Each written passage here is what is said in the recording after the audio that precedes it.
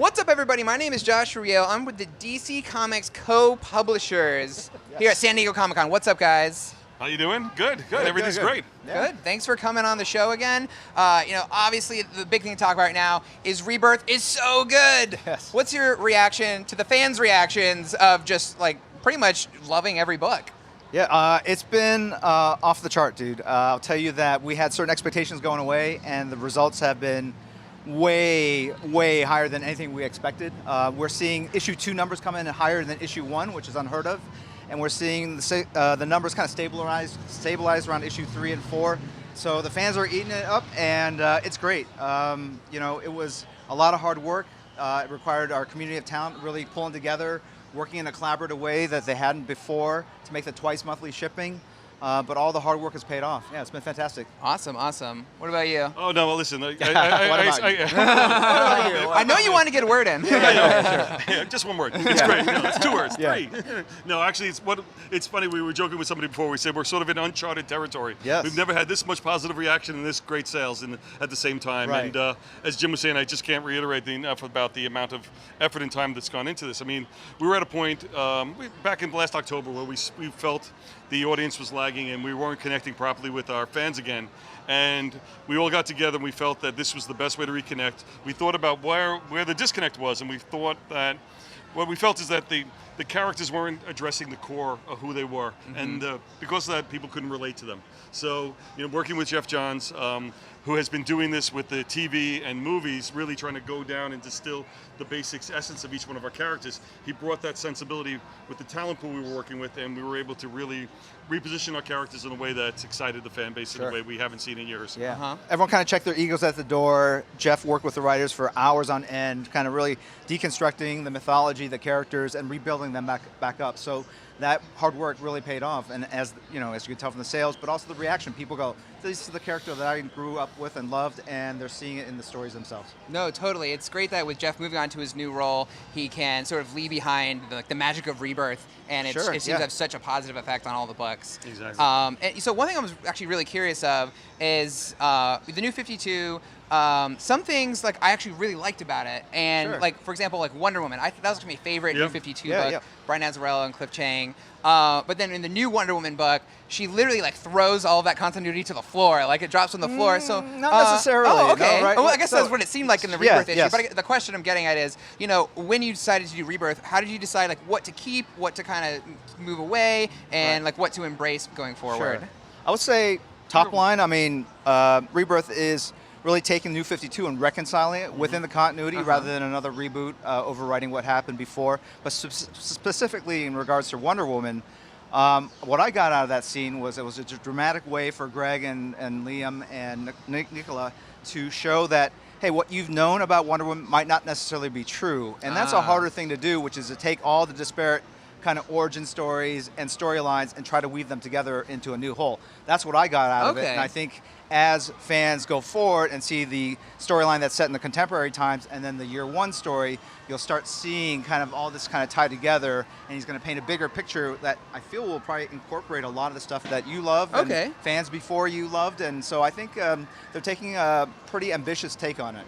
Yeah. Okay. I mean, also, if you think about Wonder Woman's overall history, there's been so many twists and turns over the years. I mean, when I first started reading her, she was in the white jumpsuit, and then ultimately she got her powers back. Then we went to the World War II version of Wonder Woman. Then we came back around. Then she was selling tacos for a while. Yeah. So, I mean, if you look at the character, there's been twists and turns over the years. There's a lot of things on, and I think as Jim was saying, what's great about Greg is he's looking at all aspects, not a stop-start, but really trying to incorporate all of who Wonder Woman is and all the interpretations and bring that one true form. Okay. And not to say that I'm not into the new Wonder Woman book. Greg, Liam, and Nicola, it's one of my favorite of the Rebirth books. Not upset at all. That was a great issue, and it's been great so far. Another thing I want to talk to you guys about was at the end of DC Universe Rebirth #1, huge, crazy bombshell. I guess it's 2 of one, Batman finding the Watchmen token. And what the that pin. is. and then that Dr. Manhattan looks like he was behind sort of what happened with the New 52. And so I guess I'm just really curious. We've seen Batman and the Flashes be we're on the case. Yeah. But where can we expect to see that explored in earnest? Is there like an event coming, like Watchmen versus Justice League, like next year? Where can we look to see more of that storyline?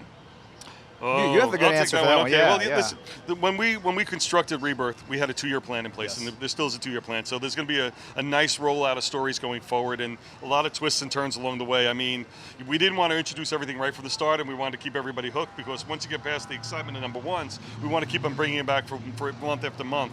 So you're going to see some things happening, and you're right, there is something taking place between Batman and Flash, and you'll see that's probably the next piece of the puzzle as they do a level explanation there. You got to remember, Batman's the ultimate detective, and Flash is a forensics expert. So between the two of them, they're going to get to the bottom of the mystery of the button. Right. All right. But the way we set it up, I mean, that storyline is a separate thing, other than from Rebirth itself, which is returning the original conceits of the characters, building off the fundamentals of what made them special and unique. So in a way, we're not necessarily delaying that story. We're doing a separate thing with Rebirth, but to that. For the people that are following that other Rebirth special storyline, there'll be stuff forthcoming, but it's a longer game plan. Okay. And if you look at the Rebirth special, that's not just the only mystery out there. There's several ones in there. Sure. The girl with the ring in the police office. Yes. Right. There's food is free. Like, what is that? There's the old man with the thunderbolts, and there's a lot of other things that are basically going to be revealed over the next few months. Okay. So like another one, the next one I was going to ask you about was there's like 3 Jokers or something. So that's something we'll see in the future, in good time. Exactly. Yes. Okay. Yes. Sorry, guys. I couldn't. Sorry. I don't know. So something's kind of weird with Rebirth is very successful, but I actually have talked to some people who got into comics for the first time ever through the New 52. That's right. And they actually don't understand what's going on with Rebirth. They're like, "Who's Wally West?" So have you guys just talk about that at all? Yeah. Well, that's what the Rebirth specials were about. That's why we launched with the Rebirth special then at number 1. The Rebirth special was to reconcile some of the stories about what came before, reestablish who the character is, and give all the basic information. So if you're going to follow him, the bare bones about what you need to know about what makes him work, what makes it tick, what drives his personality and character. Listen, we put a lot of effort, the same effort in launching the New 52, and we don't want to discount or push any of those people away. This is to be as inclusive as possible, to get the longtime fans that were with us, the New 52 fans working together, and really keep growing our business. We sit here, we look at this. You see the size of the crowd, you see the people here, you see the number of people coming to the movies and things of that nature, and we've got to be as strong as possible and include as many people as possible to the comics we make. Cool. Yeah. Wait, the short answer to your friend, though, that wasn't would the short be answer? no. The short answer to your friend is what we didn't have in the New 52 is, and which I think is integral to DC mythology, is that there are alternate realities. And I think actually DC Comics was the first to really popularize the idea of alternate Earths and alternate versions of ourselves, albeit a little different on different parallel universes. And so that's part and parcel of the DC universe. So the fact that there are multiple Wally West, multiple Flashes, I think leans into that, and the idea of generational heroes. So I think if they just know that, they'll slowly pick it up over time and understand the important meaning of it. Yeah, and the return of legacy is something I'm very happy absolutely. about. Exactly. I was actually read the issue in front of Jeff Johns, and it's like, I don't mean to cry in front of you, but wow, I'm sorry. wow. That's excellent. Anyways. Yeah. So what are your favorite Rebirth books? I would say Wonder Woman is actually my favorite right now. Yeah, just because... I already took that one. No, but not just from the story, but the fact that they are splitting it up. So it's a twice monthly book, and they figured out a very creative, innovative way of using the talent. So one's doing the story set in the contemporary times. Nicola is drawing this story set in the past, the year 1. And that's just a great way of doing that and meeting the schedule and actually producing something that utilizes the different art styles in a really cool way. So I just think from a very meta use of creative talents, it was very, very cool. Yeah, no. And what about you? It's funny because I keep on thinking about that. Before it launched, it hasn't launched yet, so I'm still very excited about the Super Sons book that's on the horizon.